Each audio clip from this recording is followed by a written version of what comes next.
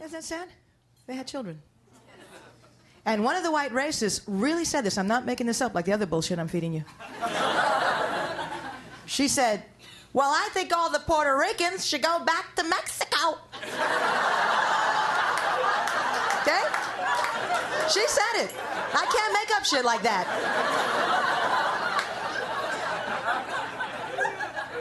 And the other racists are sitting on that panel. Yeah, you tell them, you wizard, you. I was in Salt Lake City, Utah recently. Yeah, I'm glad to be here. Not my kind of town, Salt Lake. Couldn't get a cappuccino anywhere. They told me, no, we don't serve Mexican food here.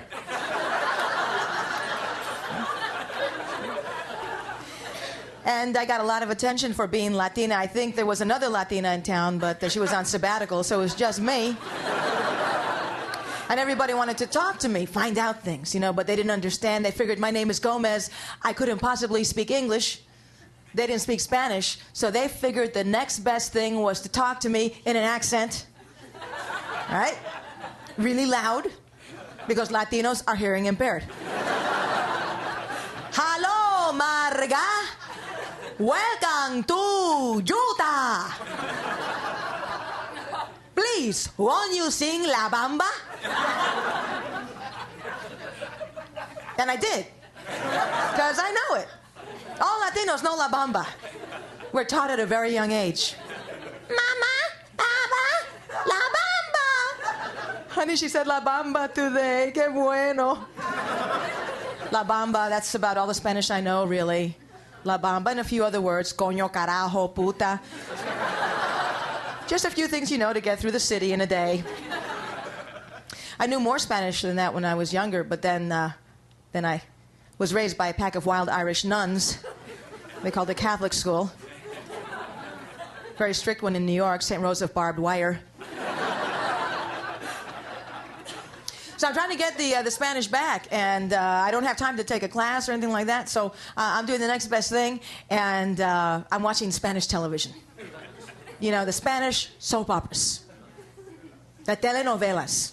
This is a great way to get the language. You know, you could have arrived from Copenhagen, watch a Spanish soap opera, and be speaking by the end of the program. Because everybody in the Spanish soap opera is so emotional. Te quiero. Te odio. Ay, yo no puedo tener niños. Déjame, déjame. Those are just the commercials. Spanish television rocks. Buenas noches. I am Filomena, and this is Noche Line.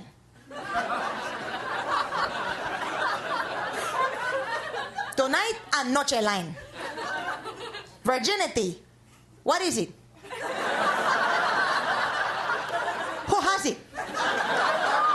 How can I get it? And we will go to Cuba to meet Rosita Castro. Rosita is the wife of Fidel. She is a communist and a Jehovah's Witness. She publishes her own magazine called Awake and Destroy.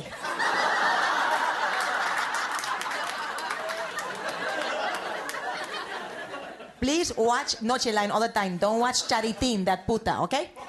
Now,